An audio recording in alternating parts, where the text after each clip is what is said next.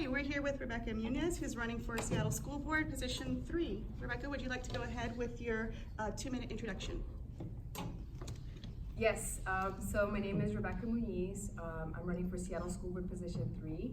I'm also a resident in Ravenna and I'm a 43rd PCO. And I was raised by two Mexican immigrant parents who I grew up watching do whatever it took to raise our family. My mother would clean offices for a living, and she would always, Windex windows, empty trash bins, vacuum floors. And she would always, have me wait on the side and, apologize and say, I'm sorry, just one more office. And throughout the years, it was her determination and her help that pushed me to get a good education and get a good job. But I've also seen that this isn't enough for all students, and we need better leadership in our schools.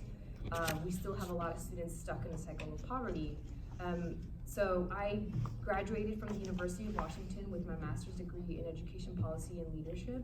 And now I'm running for Seattle School Board to try to use the knowledge that I've gained from this experience and from my personal experiences as a public servant in AmeriCorps and other leadership positions to make sure that we have leadership in those positions that understands the need to build trust with the immigrant community, with the LGBTQ community, and someone who really understands what it means to come from a working class family so that we can have those types of services to bring a better quality education to all students. So I've received a lot of support from the 43rd, the 46th, as well as State Senators Joe Nguyen and Bob Hasagawa, and School Board Directors Ian Mack, as well as Scott Pinkham, and Council Members Teresa and Lorena Gonzalez, and I hope that I can count on your support as well. Thank you so much. Thank you. Great. Now we'll get started on our questions. If we could start with Robert. The responses to these are 2 minutes each. Sure. Okay. What steps will you take as a member of the school board to work toward racial equity in our schools? So one, I want to make sure that we are supporting the racial equity teams. Currently, we have approximately 30 plus racial equity teams that are providing trainings for teachers, and I think that we need to continue that work as well as focus on restorative justice principles to approaches to discipline, as well as putting funds towards after-school programs that will keep kids engaged throughout the entire day, not just during school, but after school as well, because we know that when kids are engaged for the full length of time, they're able to, stay out of the streets and really have the services that they need to stay busy and stay engaged, as well as providing more family engagement support.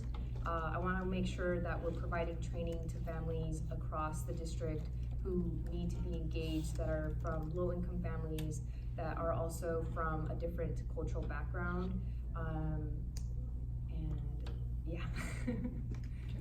Laura? Last spring, many community members and board directors said that the district's enrollment projections were significantly flawed and would lead to large class sizes and unnecessary teacher layoffs at high schools. Last week, those concerns became reality with large class sizes and overcrowded classrooms at most high schools, and helped fuel student walkouts for equitable funding. What will you do as a board member to ensure the district accurately projects enrollment in the future?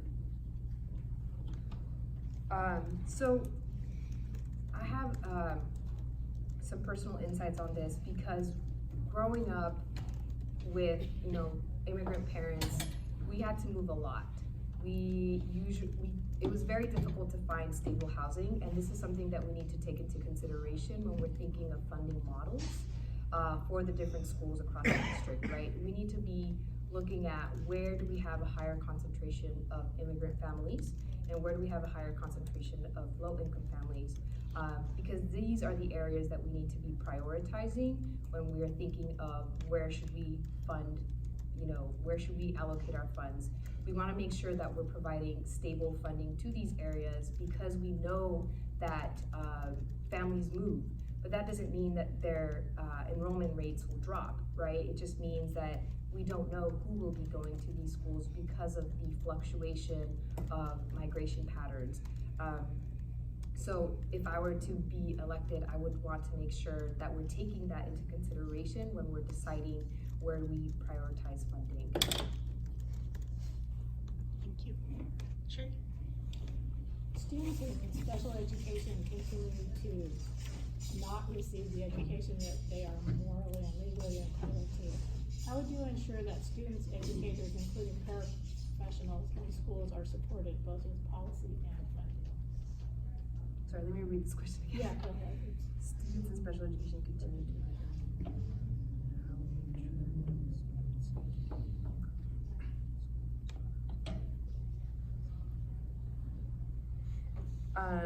So is it like specifically in regards to special education, right? Like what the educators, well, I wanna make sure that we are, providing and like making inclusive classrooms and making sure that the parents who have, kids in the special education program have the training that they need so that they know that, you know, these are the kinds of supports that we have.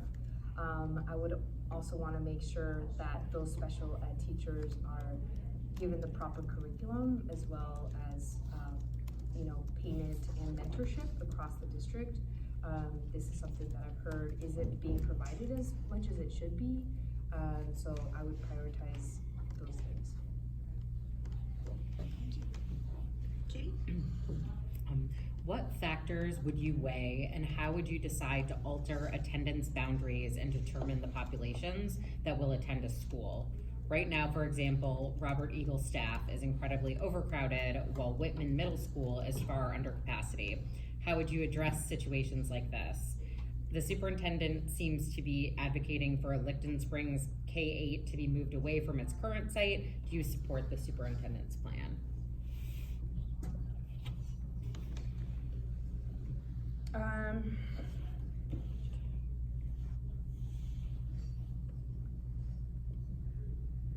Things that I think need to be weighed in and when, you know, deciding boundary changes are what the community has to say about this.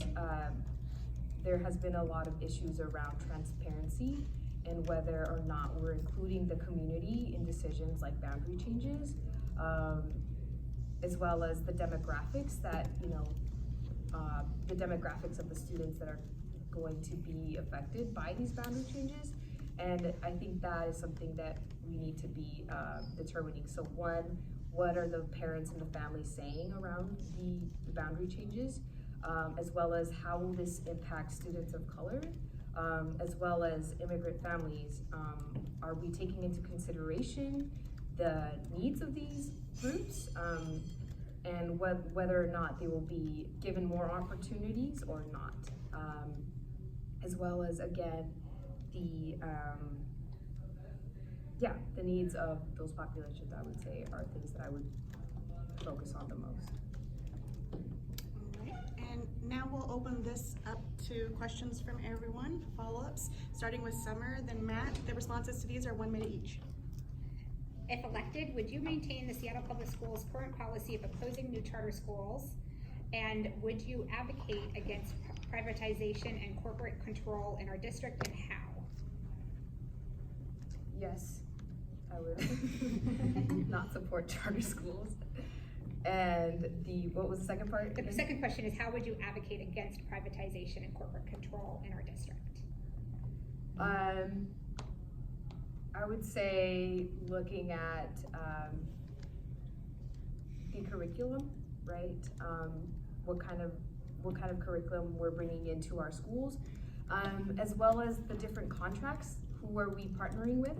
For example, with our transportation right now, we're considering partnering with Lyft and Uber, and I'm against that. I think that we should be keeping these positions with unionized workers.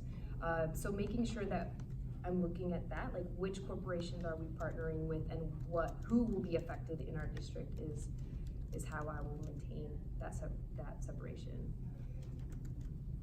Matt? So when we, going back to special education, when we are talking about which students get an IEP or a 504 plan, or even if they have a diagnosis that could lead to those plans, there's an equity issue, right? Based on family's income, race, gender, on what they could be diagnosed with. What are some resources how do you feel the diagnosis gap, or just, not just resources, but making sure people get the correct resources going right now, and how would you improve it if you feel like it's improved? Yeah, so currently we have a lot of students of color that are being tracked into special needs programs. And a lot of the families that are, receiving these services aren't fully aware of what an IEP or a 504 really means, or who they can turn to inside the district for support. So something that I think that we could be doing better at is, one, making the language a little bit more accessible, right? You have to have a really high literacy rate in order to understand a lot of the jargon in these documents. So, giving parents some sort of training that tells them these are the people that you can go to, right? These are the people that will help guide you through these steps is incredibly important. Making sure that they have meetings with the parents and the teachers, right? And what their options are before putting students into these programs. Thanks. Any other questions? Oh, sorry, Robert, go ahead. What would you say are the main things that differentiate you from the other person running in this race? One, I would say my grassroots campaign. Second, I don't have ties to big money, right? I'm a younger candidate, and I also have a master's degree, so I'm able to think about policy from an in-depth perspective. So I've done research on equitable improvements. I've also, studied youth undoing institutional racism. So I'm looking at policies from an evidence-based practice approach, as well as building community. So my goal is to build community to try to improve our schools. And that's why I've, ran a grassroots campaign where I'm trying to expand the conversation so people understand what it means to educate, not incriminate. And I'm really proud to be representing a younger generation who feels like adults have not, stepped up. Thanks. Matt? I'll look for anyone else, but just as a quick question. So I want to ask a combined follow-up for your answer to Robert's question and then my question. But in your answer to my question, you talked about giving parents resources to understand IEPs and 504s more. But in your answer to Robert's question, you talked about being an example for younger leaders. At what point do you think students who have IEPs or 504s are involved in the special ed system in some other way should be self-advocating or should be trained on self-advocacy versus just relying solely on their parents and administrators? At what point is that Yeah. the question?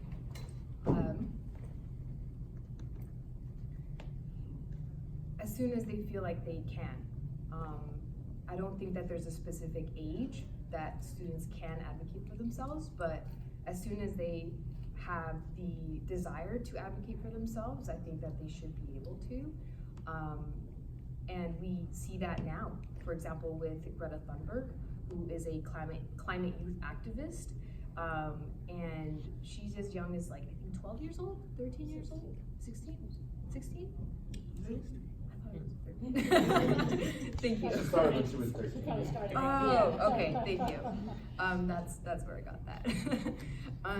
But yeah, so as early as that age, kids are aware, and I think that they can become their own advocates as well.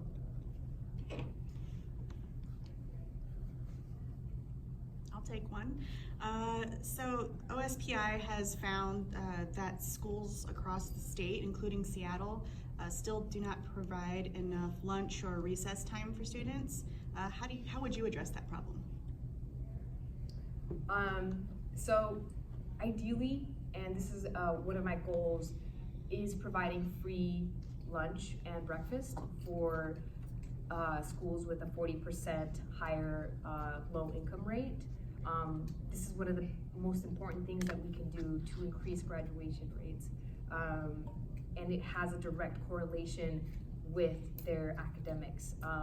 So that's what I would want to advocate for, is free breakfast and lunch, because a lot of the times students that do qualify for free and reduced lunch don't want to eat it because of the stigma that comes with it. So they will, suffer the consequences that it means to, not eat lunch.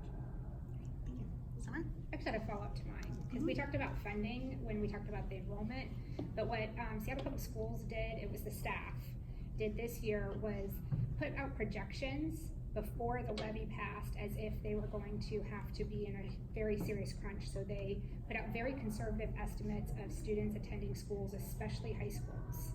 And so they assumed that, like say 250 students wouldn't return to a particular high school. Well, they all returned this year. So now there are, and as you know, in high school, what's really hard is it's not like elementary school where you can say, wow, instead of having 4 third grade classes, we'll have 5 and hire a teacher in October. You have these master schedules, so where you have 40 to 45 students in some math classes right now.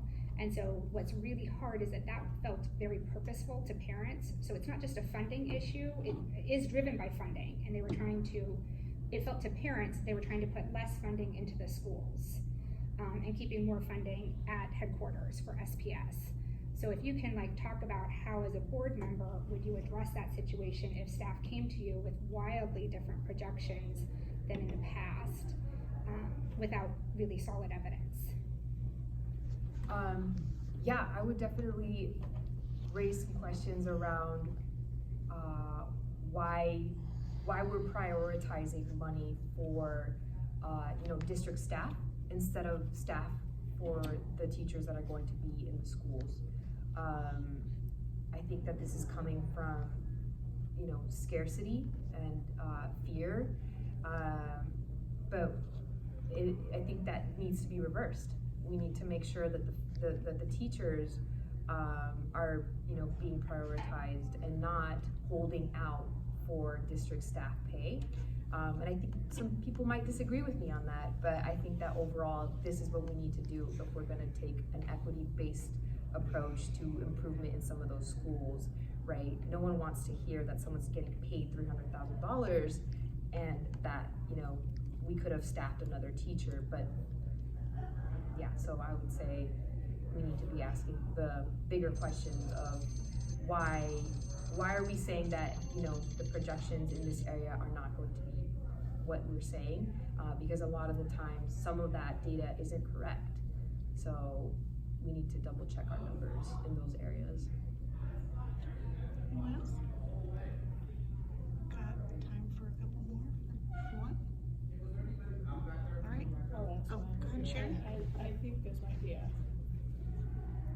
maybe what you were asking was the time that's allotted for recess and lunch for elementary especially is, in my opinion, too short. I don't know if there's anything you know about that or what your plans are for that. I know a lot of parents are complaining about that. The kids are just being kept in class longer instead of having recess time, as if being kept in class is more important. I don't know if that's it. Yeah. Go ahead. So you're just asking for my opinion on play? Yeah, and I think it's been studied and that it is definitely beneficial for kids to get more outdoor time. Even if it's wet, they still will run around. There's a lot of benefit to that, so I'm just wondering what your thoughts are on that. Yeah, playtime and lunchtime really are as critical as we think they are, right? It's also an equity issue. A lot of kids from low-income families don't have neighborhoods where they can go out and play, and their parents might be working multiple jobs. So if I could extend, the the lunchtime, if that was something that was within my capacity, I would. I think that it's important that we maintain more time for them to have lunch, as well as playtime. We have to protect playtime. We can't keep cutting playtime, you know, at the need for like more class time. I think that there should be a balance, and right now we can't afford to lose more playtime. All right, and if you wanna take like 30 seconds to wrap up, feel free. Okay. Well, I hope that you will vote on November 5th. I am a leader who has a vision. I'm a leader who has cultural competency. I'm a leader who's willing to put actions behind the things that I say. I also want to make sure that people know that I'm accessible. So I'm, willing to commit to weekly office hours where people can come and, talk to me about anything that they feel is important or that needs to be changed. I hope that, the community will rally behind me, because at the end, we need someone who will unite people. And there's a lot of growth potential, so I hope that people will see that. I hope that people will see that I'm honest, transparent about the things that I'm advocating for, and that I have history in the things that I'm advocating for, and in my work experience as well. So, yeah, thank you. Great, thank you.